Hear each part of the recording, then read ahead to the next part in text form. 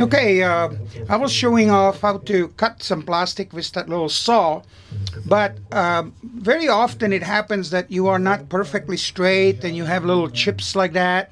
So the way to fix that is I may cut it a little longer, and then I put it in a vise, have some kind of a foam between the two metal parts, and then just close this vise until it's nice and solid. And then I use this regular a planer that I have set up to 1/32 of an inch, and then you don't want to go straight like that, you want to go in a little angle like that. So I'm gonna go right now.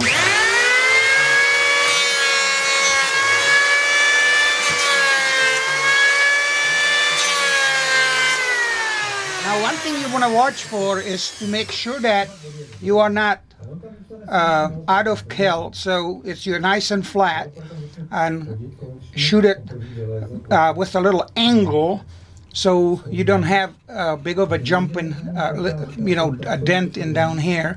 The other way to do it would be to put two pieces here of wood longer than the ends and the beginning, and then you shave some of the wood with the plastic, and in that case you'll have everything perfectly straight. But for this purpose, what I'm making this piece for, I don't have to be that perfect, so I'm just gonna keep shaving it.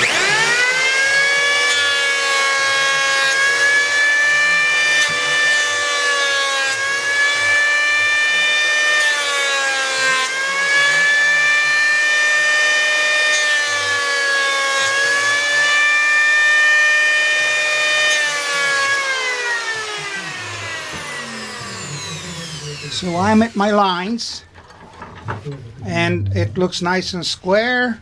All the sides are, well, this one isn't, so let's shave this one once. This side is not very pretty, has this white stuff on it.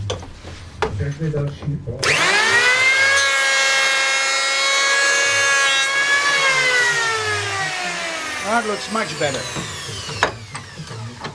And in my case, as I said, I don't know, this one here also could use one shave, so we'll just put it back in.